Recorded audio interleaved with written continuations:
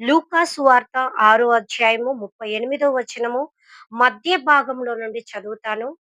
మీరు ఏ కొలతతో కొలుతురో ఆ కొలతతోనే మీకు మరలా కొలువబడునని చెప్పాను. మీరు ఏ కొలతతో కొలుతురో అదే కొలతతో మరలా మీకు కొలవబడునని యేసు ప్రభు అంటున్నాడు. మనం ఏమి కొలుస్తామో, దేనితో కొలుస్తామో, అదే దేవుడు మరలా మనకు అదే కొలతతో కొలుస్తాడంట. మనం ఏమి విత్తుతామో అదే కోస్తాము. బైబిల్ గ్రంథంలో ఒక చోట ఒక మాట ఉంది ఏంటంటే, "అడుగుడి మీకివ్వబడును, వెదుకుడి మీకు దొరుకును, తట్టుడి మీకు తెరవబడును" అన్నాడు. At the same time again he also saying that ఇవ్వుడి అప్పుడు మీకు ఇవ్వబడును. మీరు ఏ కొలతతో కొలుస్తారో అదే కొలతతో మీకు కొలవబడును. ఈ యొక్క వాక్యానికి సాదృశ్యంగా నేను ఒక ఉదాహరణ నిజముగా గుజరాత్ రాష్ట్రంలో జరిగిన ఒక ఉదాహరణని మీ ముందు ఉంచాలనుకుంటున్నాను. ఆ యొక్క గుజరాత్ రాష్ట్రములో ఒక స్థలములో ఒక స్త్రీ, ఆమె చాలా పేదరాలు. కూలీ పని చేసుకొని బ్రతికే ఒక పేదరాలు.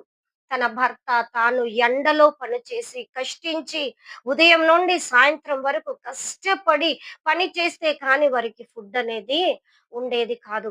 అలాంటి ఒక స్త్రీ ఒకరోజు రోడ్డు మీద నడుచుకుంటూ ఎర్రని ఎండలో నడుచుకుంటూ వస్తా ఉంది. అలా నడుచుకుంటూ వస్తున్నప్పుడు ఒక వ్యక్తి నడి రోడ్డులో నిలవబడి ఆమె ఇలా దాటి వెళ్తూ ఉన్నప్పుడు అమ్మా అని పిలిచాడు. అప్పుడు ఆ స్త్రీ వెనక్కి తిరిగి చూసింది. నన్నేనా పిలిచేది అంటే, అవునమ్మా. ఏంటి అని చెప్పి దగ్గరకొచ్చింది. అమ్మా, నా చేయి విరిగిపోయింది. నా చేతికి కట్టు కట్టారు.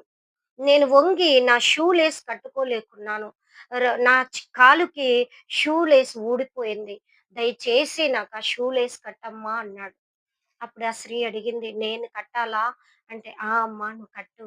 నీకు అభ్యంతరం లేకపోతే కట్టమ్మా" అంటే, సరే అని చెప్పి ఆ స్త్రీ వంగి షూ లేస్ కట్టింది. మరలా అన్నాడు, "ఇంకో షూ లేస్ కూడా ఊడిపోయి ఉందమ్మా. 2 ఊడిపోయినాయి. ప్లీజ్ అమ్మా కట్టమ్మా" అంటే 2 కాళ్ళ షూస్ లేస్ కట్టేసింది. థాంక్ యూ అని చెప్పాడు. అప్పుడు ఆ స్త్రీ మరలా వెళ్ళిపోతుంటే, మరలా పిలిచాడు, "అమ్మా" అనన్నాడు. అప్పుడు ఆమె ఎనక్కి తిరిగి, "ఏంటయ్యా? ఏం కావాలి?" అంటే, "అమ్మా నేను 3 రోజుల నుండి ఏం తినలేదు. ఆకలిగా ఉందమ్మా.